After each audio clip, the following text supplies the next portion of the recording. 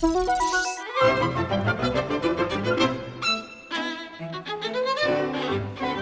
smart obsolescence, why smart and why obsolescence? As you have realized, we're talking about smart devices all the time. And so how does obsolescence fit into this whole topic? So pretty easy. What happens these days is, these are the 5 steps, and you can see how far we are already in the industry. So data acquisition processing is pretty common these days. Yeah, everybody does it. Assistant systems like Google Glasses, stuff like that is also pretty common.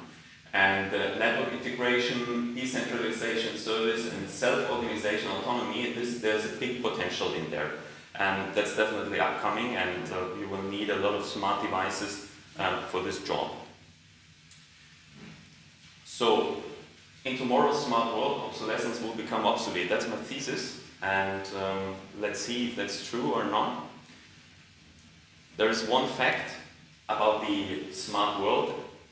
If you remember and if you read all the magazines, people keep on telling you it's the consumer industry pushing things.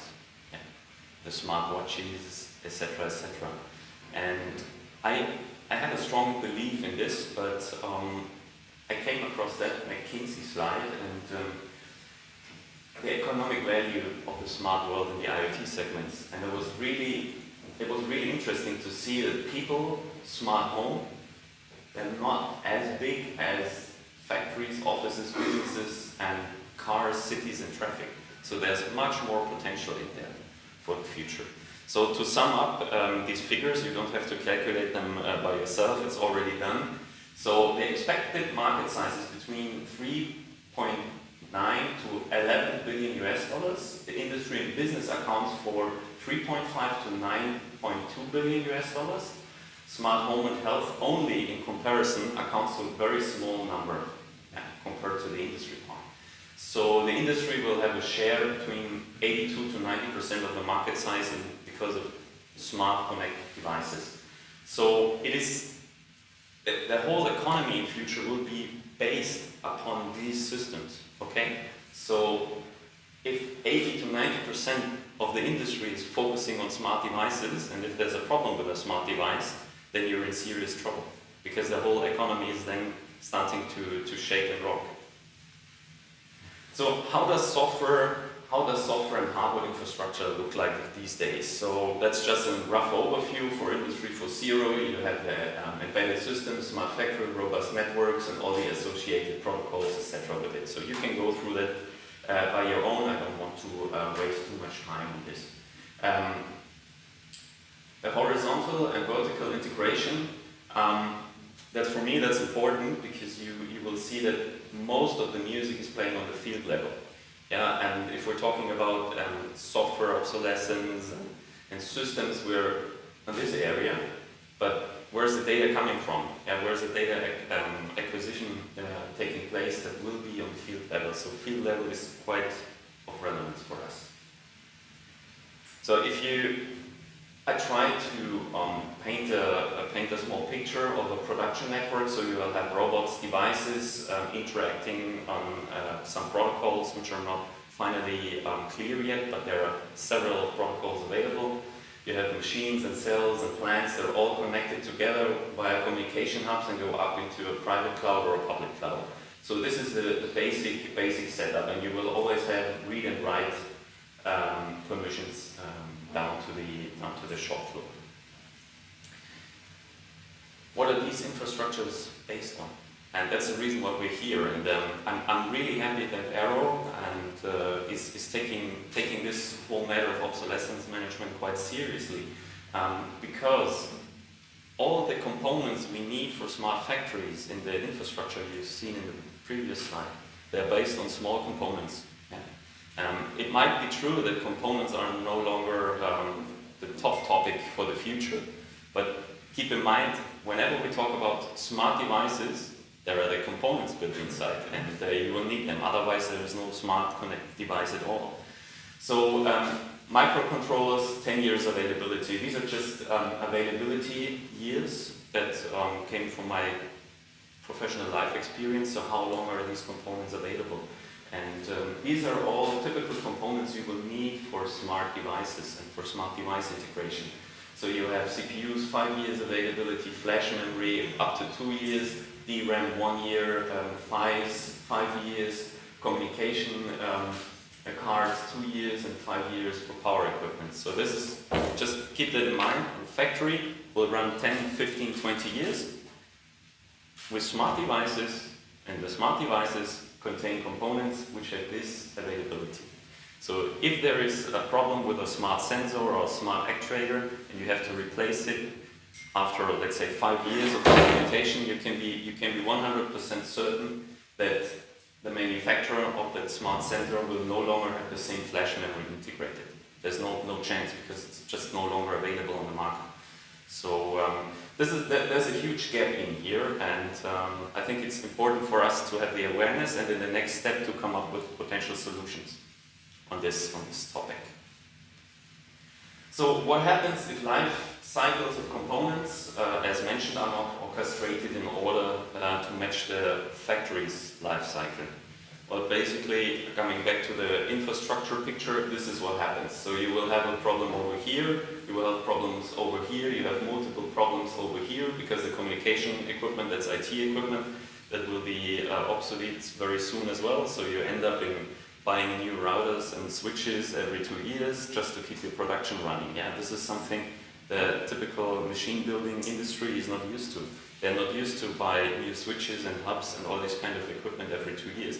They buy it, and then because they buy it for a high price, because they have high requirements, so they buy it and they want to use it for the next 10, 15 years without bothering about it. And the time is gone. These times are gone, so you have to constantly look what's going on the market, and otherwise you will have, in the past, if there was a control PCBA with obsolete components and you needed the PCBA for service and maintenance reasons, you have one problem over here, and that's it. Yeah. Still, that was causing a lot of trouble, and everybody really knows the problem, and there was a lot of work involved to solve that one problem. But just count the signs here. This was 1, and now you have 1, 2, 3, and this is just adding up. So you really have to. Smart factory has a lot of. I'm not criticizing smart factories at all. I'm a tech guy. I love technology, and I want to use it for good. But you have to really think of it before you use it, because if you can end up in having so many fires that there is no more chance to cool it down. So you have 2 years on production floor, you have maybe 5 years, and you have more standards coming up. Retrofit might be a problem, and on the top level you will have a problem about globalization, specialist business, M&A. So what happens if IBM and Microsoft Azure buys IBM Bluemix? Okay, what happens with your factory data, which is based on these systems? Nobody knows. Yeah. Same problem like what happens if NXP is bought by exactly. Thank you. So the whole orchestra in the factory will be off resonance, which is bad. So we have to make up our mind what we can do. And I think there's a very nice. So these are the challenges for the problems on smart factories, and done by Oxford Economic Research. And what I really like is this one: recruitment and retention of qualified staff to develop and support intelligent connected products and applications. It's 29% and 10%. 10%, I think the people being asked this question, they're doing a big mistake these days, because this one, in my personal opinion, should be right on top. But this is typical for European style. The first thing is protection of proprietary and digital rights. I think we should not bother about the rights of the data. We should more focus on having qualified people to maintain factories going on and to maintain smart sensors, instead of caring about who's in possession of the data. But it's just my personal view on that.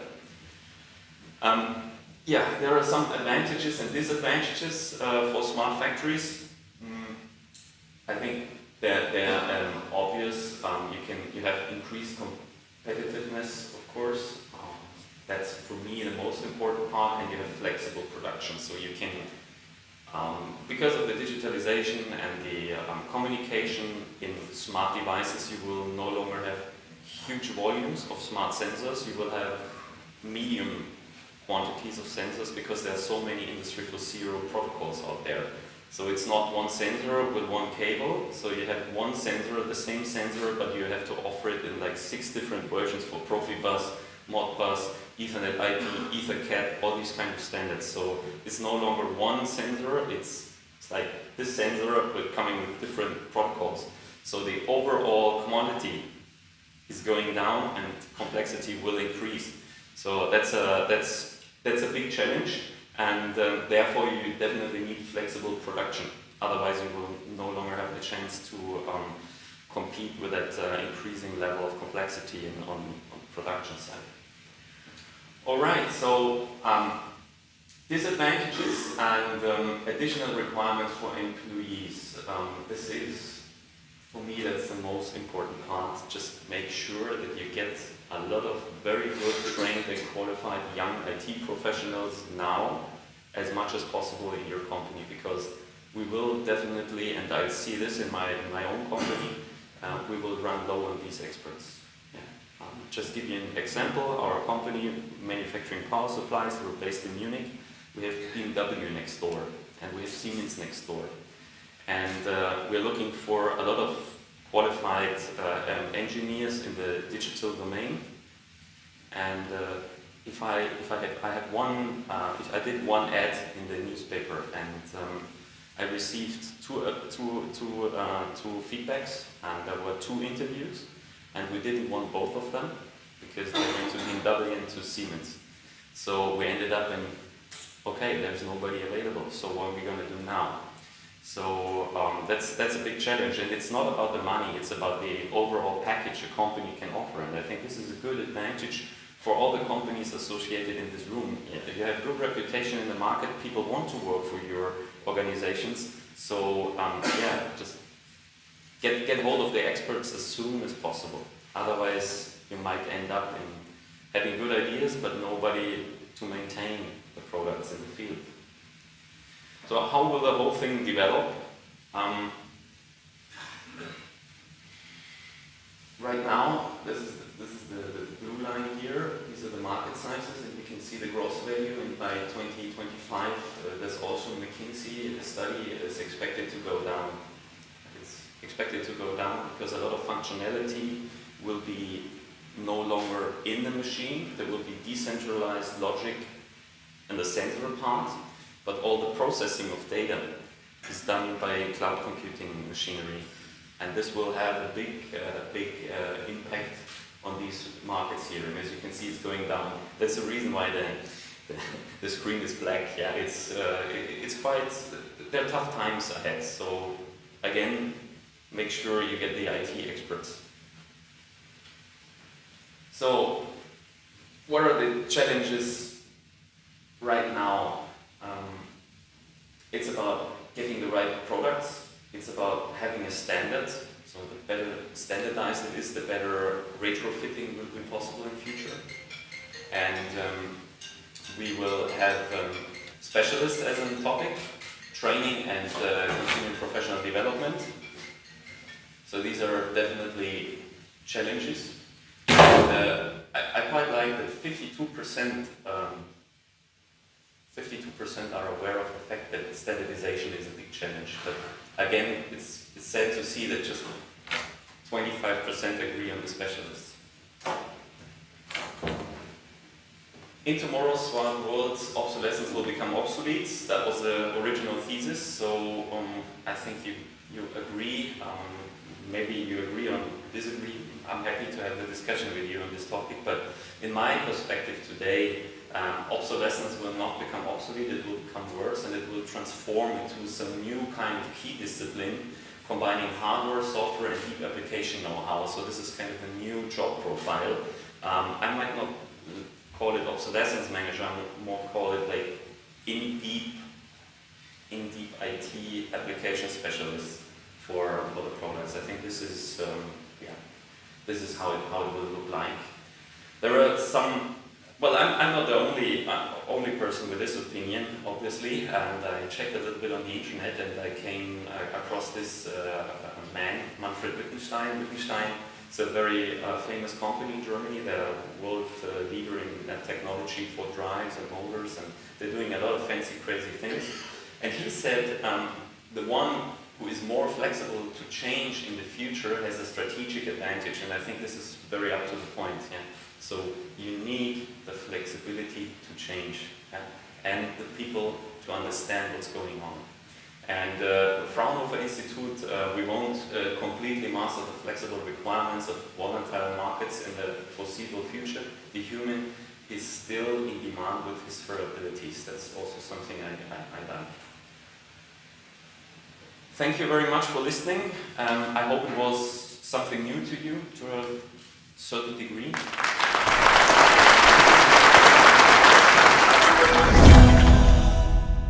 Thank you.